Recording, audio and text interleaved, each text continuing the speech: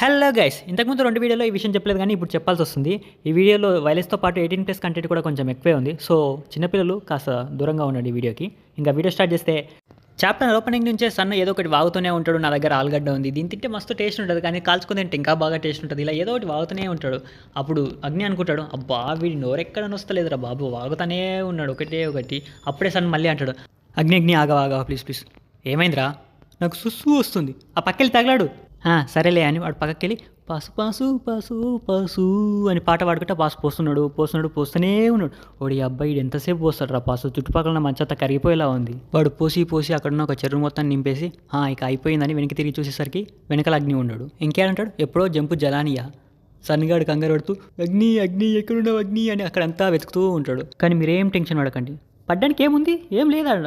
ఎందుకంటే మన అగ్ని మండుతున్న అగ్నిగోళం కదా. వాడు వెళ్లే దారిలో ఉన్న మంచునంతా కరిగించి మంచి హైవే రోడ్ వేసుకుంటా పోయిండు. సన్గాడు దాన్ని చూసి, అబ్బా నేను కనిపెట్టేచ్చా, సూపర్ జీనియస్, నేను ఈ రూట్ని ఫాలో అయ్యకుండా పోతే అయిపోయా. అగ్ని ఎక్కడ ఉంటాడు అక్కడికి తీసుకెళ్ళిపోతుంది. ఇంకేముంది, సన్న ఆ రూట్ని ఫాలో అవుతూ వెళ్తూ ఉంటాడు. కానీ కొద్ది దూరం వెళ్ళగానే ఏదో వింత శబ్దం వినిపిస్తుంది. అమ్మో ఐస్ స్విచ్ వచ్చినట్టుంది అని సన్ భయపడుతూ దావుకుంటాడు. కానీ వచ్చింది ఒక అందమైన అమ్మాయి. అప్పుడు ఆ అందమైన అమ్మాయి అంటుంది, బాబూ నువ్వు మీ పేరెంట్స్ నుంచి తప్పిపోయావా? ఏం పర్లేదు, నాతో పాటురా, నేను మీ పేరెంట్స్ని వెతికి పెడతా అని చెప్పి వాడిని బండెక్కించుకొని ఆ దాన్ని ఫాలో అవుతూ పోతా ఉంటుంది. పోయేటప్పుడు సన్గడు కాము ఉండాలనా? ఉన్నాడు. మళ్ళీ వాగడం స్టార్ట్ చేస్తాడు. అక్క నా పేరు సన్ను, నాకు ఆలుగడ్డలు చక్కెర అంటే బాగా ఇష్టం. మనకేం ఇష్టం అక్క? రే బుడంకాయ్, సౌండ్ చేయకుండా సైలెంట్గా కూర్చో, లేదంటే నీ కాయ కోసి పాడేస్తా. అమ్మో వద్దులే అక్క అని మనోడు సైలెంట్ అయిపోతాడు. అప్పుడే అగ్ని కనబడతాడు. అప్పుడు సన్గాడు పరిగెత్తుకుంటూ అగ్ని దగ్గరికి వెళ్ళి, అన్నా నన్ను వదిలేసిపోతావా? ఎవరైనా నన్ను ఎత్తుకెళ్ళిపోతే ఏంది పరిస్థితి? అప్పుడు అగ్ని వెనక్కి తిరిగి చూసి, వీడబ్బా వీడు మళ్ళొచ్చేసాడు రా అని అనుకునే లేపే బుడ్డోని తీసుకొచ్చినాక సబ్బు నుంచి కసక్కన అగ్ని తలకే నరికేస్తుంది. అది చూడగానే సన్నగాడి పిచ్చలు ప్యాక్ అయిపోయినాయి. కానీ ఆ అమ్మాయి చేతికి కూడా మంటలు అంటుకుంటాయి. అది చూసి, ఇవి డోమా ఫ్లేమ్స్ కదా, అమ్మ బాబోయ్ ఇవి అంటుకునే అంటే నా పని అయిపోతుంది రో బాబు అని కసక్కన తన చేతిని తానే నరికేసుకుంటుంది. ఇది చూసి నేను షాక్ అయ్యా. కానీ నో ప్రాబ్లం, మళ్ళీ కొత్త చేయి మొలిచిందిలే. ఇంకా వెంటనే వాకిటాకి తీసుకుని, రే నేను వినేసేసా తీయండ్రా బండ్లు అనగానే పెద్ద గ్యాంగ్ ఒకటి దిగుతుంది అక్కడికి. అప్పుడు ఆ అమ్మాయి చెప్తుంది, వీడికి రీజనరేటివ్ పవర్స్ ఉన్నాయి, ఎంత నరికినా మళ్ళీ మొలుసుకొస్తూనే ఉన్నాడు. సో వీడిని గన్తో కంటిన్యూస్గా కాలుస్తూ ఉండండి, అప్పుడు వీడి రీజనరేటివ్ పవర్ కొంచెం స్లో అవుతుంది. అండ్ వన్ మోర్ థింగ్, అది డోమా ఫ్లేమ్స్, సో జాగ్రత్తగా ఉండండి. ఇక అమ్మాయి మన సన్ గార్డ్ దగ్గరికి వచ్చి, చూడు బుడ్డోడా, మాకు నీలాంటి యంగ్ అండ్ ఎనర్జెటిక్ పిల్లలు చాలామంది కావాలి. నువ్వు ఎక్కువ కథలు పడకుండా సైలెంట్గా ఉన్నావనుకో, మాతో పాటు బెహండోర్ సిటీ దగ్గరికి తీసుకెళ్తాం. అక్కడికి వచ్చావనుకో నీకు తిన్నికి బువ్వ కూర అన్నీ పెడతాం, సరేనా? ఇప్పటి వరకు కూడా అగ్ని ఆ అమ్మాయినే చూస్తూ ఉంటాడు. మనక్క తన కాలిపైన చైన్ తీసుకోవడానికి వచ్చినప్పుడు అగ్ని లోనా అని అంటుంటాడు. ఇంకా మనక్క పక్కకెళ్ళి సిగరెట్ కాలుస్తూ, నా టెంట్లో ఫైర్ ప్రూఫ్ క్లాత్ ఉంది, దాంట్లో వాడి తలపెట్టి తీసుకురండి అని చెప్తుంది. అప్పుడు పక్కనే ఉన్న బానిస ఇలా అంటుంది, ఫైర్ ప్రూఫ్ క్లాతా? నేనెప్పుడు చూడలేదే. అప్పుడు అక్క చెప్తుంది, అట్లాంటిది ఏం లేదులే, దాని నేనే నా సొంతంగా తయారు చేస్తా. అయినా డోమా ఫ్లేమ్స్ని అది ఒక్కరోజుకు మించి ఎక్కువసేపు ఆపలేదు, సో తొందరగా తీసుకువెళ్దాం పదా. అయినా అగ్నిని గ్యాప్ లేకుండా గన్తో కాలుస్తూనే ఉన్నారు. వాళ్ళు సిటీకి వెళ్లే దారిలో పొలాలు కనిపిస్తాయి. ఆ పొలాలలో ఒక పిల్లాడు ఏదో చేస్తుంటాడు. ఏం చేస్తున్నాడని నన్ను అడగండి, ఎందుకంటే నాకే అర్థం కాలేదు, వాళ్ళమ్మ కూడా అర్థం కాలేదు అనుకుంటా. అందుకే వచ్చి నెత్తి మీద ఒక్కటి వీకి, ఏం చేస్తున్నావు రైడా, అక్కడ ప్రేయర్ చేయడానికి టైం అవుతుంది పదా అని తీసుకెళ్తుంది. అందరూ లైన్లో కూర్చొని ప్రార్థన చేస్తున్నారు. ఆ తర్వాత ఒక పెద్ద సిటీని చూపిస్తారు. బహుశా అదే బెహండోర్ అనుకుంటా, ఏమో మరి, బోర్డు లేకుండే. దాని తర్వాత ఈ తాత ఎవరు చిన్నపిల్లలకు చాయ్ తాపిస్తున్నాడు. ఇంతకు చాయ్ నాది, ఏదో ఒకలే మనకెందుకు. ఆ తర్వాత స్కూల్లో పిల్లలందరూ కలిసి ఒక దగ్గరికి వచ్చి కూర్చొని తింటున్నట్టు అందరు కలిసి తింటూ ఉంటారు. ఇంకో పక్క అగ్ని తలకాయ తీసుకొచ్చి అన్నెన్నో వాడేసి అప్పుడు అక్క చెప్తుంది, నేను వెళ్ళి ఆ డోమగాడు ఏడో పట్టుకొస్తా, మీరైతే ఇన్ని షూట్ చేయడం ఆపకండి. అప్పుడే పక్కనున్న బానిస పిల్ల అడుగుతుంది, అతను ఇంకా బతికే ఉన్నాడా, ఆయన ఎందుకు ఇలా చేస్తున్నారు? అప్పుడు అక్క చెప్తుంది, వీడు పోయేటాడు ఊకిపోకుండా బానిసల్ని పట్టుకొస్తున్న మా సోల్జర్స్ అందరినీ కాల్చి బూడిద చేసిండు, అందుకే లేస్తున్నాం. అప్పుడు ఆ పిల్ల అడుగుతుంది, మరి అలాంటప్పుడు తను చంపేయచ్చు కదా. అదేదో తెలిస్తే ఇంకెందుకు అడుగుతాం, ఎప్పుడో వేసేటోళ్ళం. చూడు అంతలకే నరికేసినా కూడా ఇంకా బతుకున్నాడు. అయినా ఇలాంటి వాళ్ళని ఇప్పటివరకు చూడలే, అందుకే వీటి మీద కొన్ని ఎక్స్పెరిమెంట్లు చేద్దాం అనుకుంటున్నా. కానీ అగ్ని మాత్రం మా అక్కనే చూస్తున్నాడు, ఎందుకంటే వాడికి ఆ అమ్మాయిని చూసిన ప్రతిసారి చనిపోయిన తన చెల్లెలు లూనానే గుర్తుకు వస్తుంది. తర్వాత సన్గాన్ని ఆ బానిస అమ్మాయిని తీసుకెళ్ళి ఒక రూమ్లో పడేసి, ఇప్పటి నుంచి ఇదే మీ గది, ఎస్కేప్ అవ్వడానికి చూడకండి, వేసి పడేస్తాం అని చెప్పి వెళ్ళిపోతుంటాడు. అప్పుడు అమ్మాయి, ఇక్కడ మా పనేంటి అని అడుగుతుంది. దానికి అతను, అదేదో నాకు కూడా తెలీదు, కానీ అది నరకం కంటే దారుణంగా ఉంటుంది అని చెప్పి వెళ్ళిపోతాడు. అందుకు అమ్మాయి, అయితే మనం ఇక్కడ మగవాళ్ళకు పెట్స్లా మారతామేమో.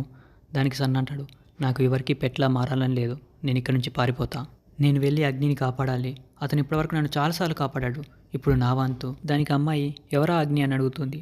దానికి సన్ అంటాడు, అతను దేవుడు. అప్పుడు అమ్మాయి, ఓ అవునా అన్నట్టుగా ఎక్స్ప్రెషన్ పెడుతుంది. అప్పుడు సన్ చెప్తాడు, నాతో పాటు ఈ ఎలుగుబంటిని కూడా తీసుకువెళ్తా. దానికి అమ్మాయి అంటుంది, ఒరేయ్ అది కుక్కరా, ఎలుగుబంటి కాదు. అయినా ఇక్కడ దాన్ని తినడానికి వాడతారు. టేస్ట్ కూడా చాలా బాగుంటుందంట. పర్సనలీ నాకు అంత ఇంట్రెస్ట్ లేదులే. ఇంతకీ నీ పేరేంటి? నా పేరైతే నిన్నట్టు. దానికి సన్ చెప్తాడు, ఐఎమ్ సన్. దానికి అమ్మాయి, ఓ ఐఎమ్ సన్నా? ఐఎమ్ సన్ కాదు, సన్ మాత్రమే. ఓ అవునా, నాకు 13 ఇయర్స్. మరి నీకెంత? అప్పుడు సన్ నాకు 8 ఏళ్ళు అని చెప్తాడు. ఓ అయితే నేను నీకంటే సీనియర్ అనమాట. అవును, నువ్వు ఇక్కడి నుంచి పారిపోతా అని చెప్పావు కదా, మరి ఏదైనా ప్లాన్ ఉందా? దానికి సన్ చెప్తాడు, నేను ఒక గిఫ్టెడ్ పర్సన్ని. నేను ఎలక్ట్రిసిటీని క్రియేట్ చేయగలను. నెక్స్ట్ ఇక్కడికి వచ్చే గాడికి కరెంట్ షాక్ ఇచ్చి నేను ఇక్కడి నుంచి పారిపోతా అని చెప్తాడు. అప్పుడు అమ్మాయి చెప్తుంది, నీకు పవర్స్ ఉన్నాయని బయట ఎవరికి చెప్పకు.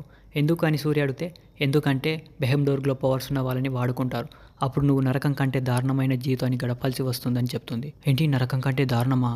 అవును, నరకం కంటే దారుణమే. అయినా నేను కూడా ఇక్కడ నుంచి పారిపోవాలనుకుంటున్నా, కాబట్టి నేను నీకు హెల్ప్ చేస్తా.